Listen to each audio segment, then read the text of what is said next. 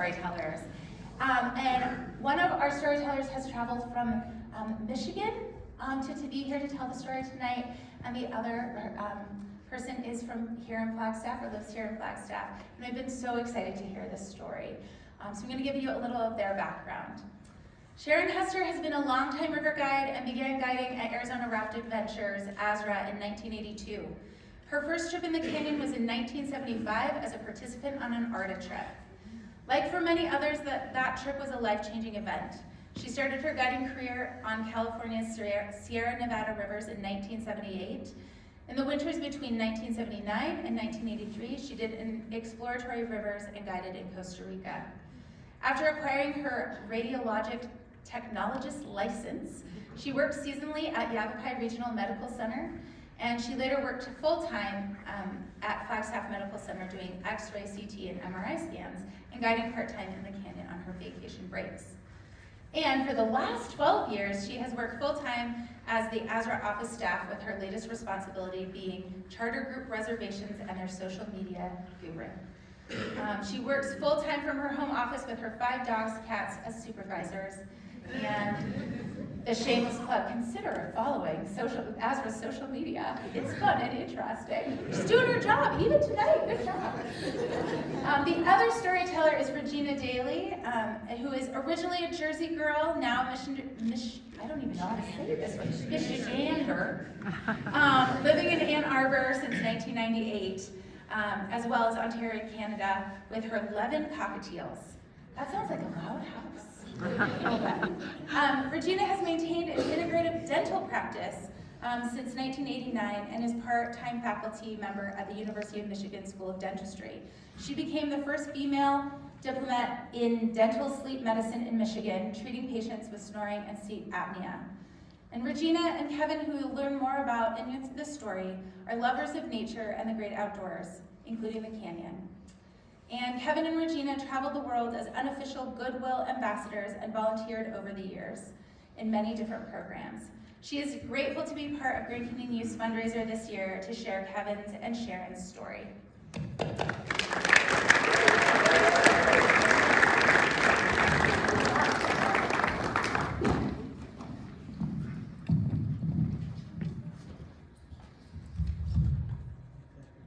Hello, everybody. My name's Sharon.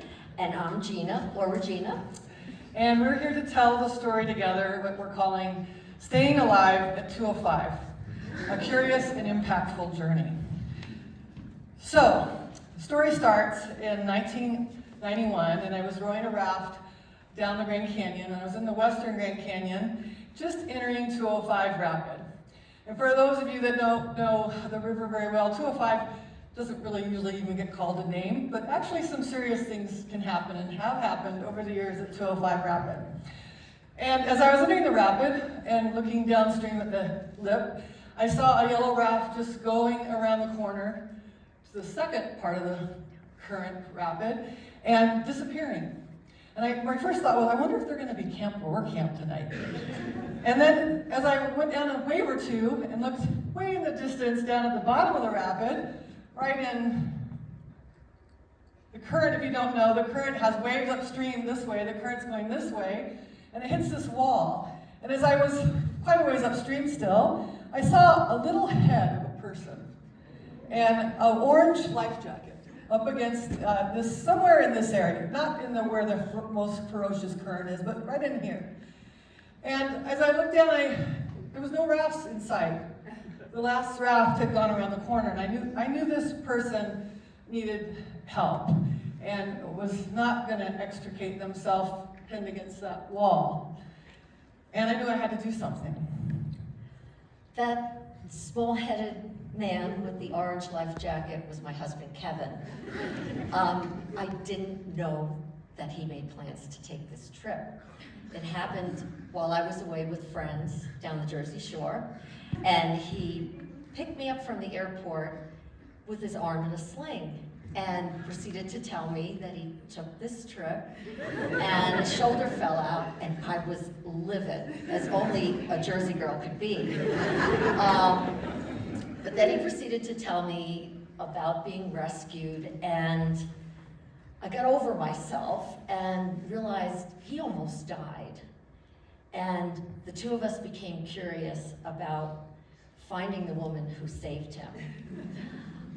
That journey lasted 27 years.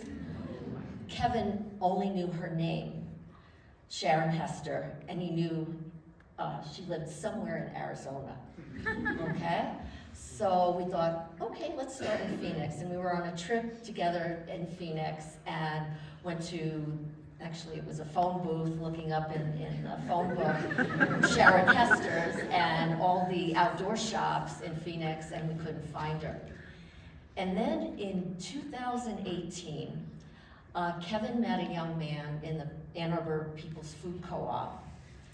His name was Nick Cheney, and he was a guide in Alaska. And he knew of the famous Sharon Hester. So we happened to be in Sedona on a trip with friends from Ireland, and we thought, we're gonna go up to Flagstaff and find Sharon Hester. So we went to multiple outdoor shops, and it was finally Peace Surplus, where a young person knew Sharon worked for Azra, and we wanted to surprise her to thank her for saving his life. So by that point, I worked in the office full-time at Azra, and Azra office got a phone call and asked if the Sharon Hester worked there. And we were told yes, and I took a call.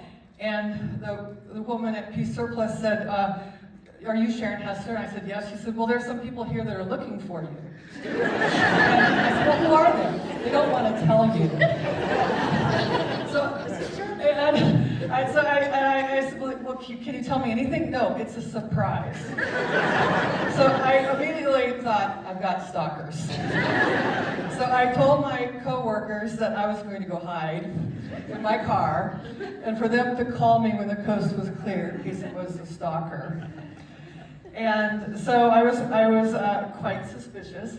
And in the meantime, Kevin and I and our friends Sharon and Annie from Ireland, we're all excited. We're finally going to meet Sharon Hester and surprise her. And we ran to get a bouquet of flowers to present to her. So I got the phone call up. The code was clear. You can come back to the office. And I walked in the front door, and there were these two strangers with flowers. I had no idea who they were. And they came running up excited to hug me and gave me the flowers, and I still wasn't sure who they were. And then Kevin and Gina proceeded to tell the story, his version of the story of the rescue, which I remembered, but hadn't really thought that much about it for 27 years. And his hunt and their hunt together, because they became curious about finding me. And these are Kevin's words, his own words in a letter that he had written to Shay in November of 2018. We met October 12th, 2018, and a few weeks later he wrote this letter and he said, meeting you for the second time was much better because of the dryness. Always knew I would find you at some point in the fullness of time. Having recounted the trip to friends over and over, and that is true hundreds of times, of how this beautiful woman emerged from the depths of the Colorado to save me, I knew that I had to find you someday. So we became friends at that point, and in later communications, texting and letters and phone calls, pretty early on, I suggested that maybe it was a great story and we should tell this story together someday, Kevin and I. But COVID happened in life, and we never seemed to get around to it. But back to 205. So there we are at 205, and I realize I've got to pull into that eddy, which some of you might know, higher water, and this isn't exactly low water, when 1991. I said I figured I had to pull in there and get him, and finish the wave part, and work my way into the rapid, while he was meanwhile clinging to the wall with one arm, and his whole world was just about 6 inches of wall in front of him. He had probably got in that inflatable kayak. He'd flown in at Whitmore Wash, to join a trip. And he never been on a river. He jumped in an inflatable kayak. He'd probably been on the river no more than 2 hours when he flipped in this rapid and fell out, and in the course of that dislocated his arm. And the first thing he tells me he remembers is he was going to die. He was certain of it. And then as I came in behind him, he didn't know I was there. And all he heard was from above was a voice from above say, "My name's Sharon, and I'm here to help you. What's your name?" Kevin was wickedly funny, so he imitated himself, clinging to the rock when he told this story and said, "My name is Kevin," totally petrified. And then this is his part of the story in his words. "I recall you pulling my arm toward you with increasing pressure after he got into her raft, as a New Zealand guy pulled me the other way. He looked me right in the eye and said, 'This may hurt, so no problem if you yell out.' Of course, the whole time, I'm seriously thinking, who is this woman? Not sure how long the yanking lasted, but it worked perfectly. Several doctors have been unable to get his shoulder back in the socket without filling him with Valium." He wrote, "The expertise with which you handled this medical emergency was amazing. It was calm, kind, medically professional. I seem to be the only one with a modicum of freak out." So, and my side of the story is, it took some time to get Kevin in the boat. He was a big man. He was probably at least 240 pounds, had been a professional basketball player, and it took a couple of us to get him on the boat. And very muscular, it was a lot of effort to get his arm back in, actually. And we got his arm in. I think another Azure boat pulled in, and I said, "Why don't you go ahead and go down to camp, and we'll catch up to you later. This might take a little bit of time, and you guys can just set up camp." And then his arm was back in, and I managed to row out of the eddy, which some of you know at higher water can be a little tricky, and caught up to the raft. There was one raft waiting around the corner for him, kind of wildly worried, had no idea what was going on, and I said, "I'll just row him down to his camp downstream and drop him off," which I did, and waved goodbye. And I thought, I'll never see this person again. But I was really happy because as a raft guide, usually when you save someone's life, you were the reason you put them there in the first place. So that was a unique situation. So I was kind of excited about that end of it. And over the years, my niece Claire, running the slideshow, has invited me to tell these tales, and I've always declined. And then this August, she asked me, and I said, before it's too late, I should ask Kevin to tell this story with me, because he said he would. And so I texted Kevin, and I suggested that we tell this story. In October of 2021, Kevin passed away. And I had tried to get in touch with Shay for the 2 years, and I just couldn't bring myself to leave a message or text. I was trying to connect personally. And a curious bit of serendipity occurred on August 31st, 2023. It would have been our 37th wedding anniversary. And I took a walk in nature at the Mathai Trails, something we love to do together. And I asked him for a sign, that he was okay, just asked for a sign. And literally, on the way home, Siri announced, "You have a text from Sharon Hester." And my heart is beating out of my chest. And I'm like, okay, read the text, Siri. "Hi, Kevin and Regina, this is Sharon Hester. I've been asked by the Grand Canyon Youth to tell our story at the fundraiser. Would you be interested? Would you like to tell the story?" So I went home and composed myself and called Sharon and shared that Kevin had passed. And I thought, to honor Sharon and in Kevin's memory, I knew enough about his story to tell his story. And that's why I'm here.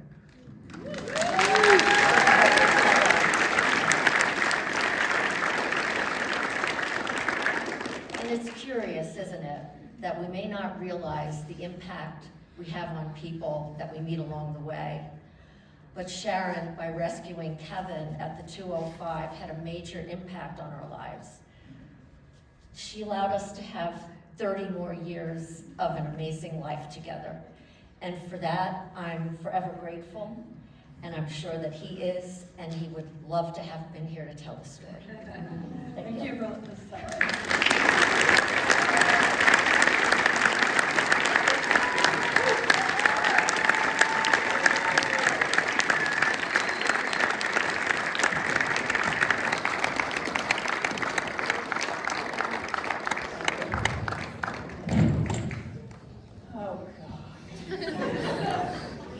Oh, you took my notes.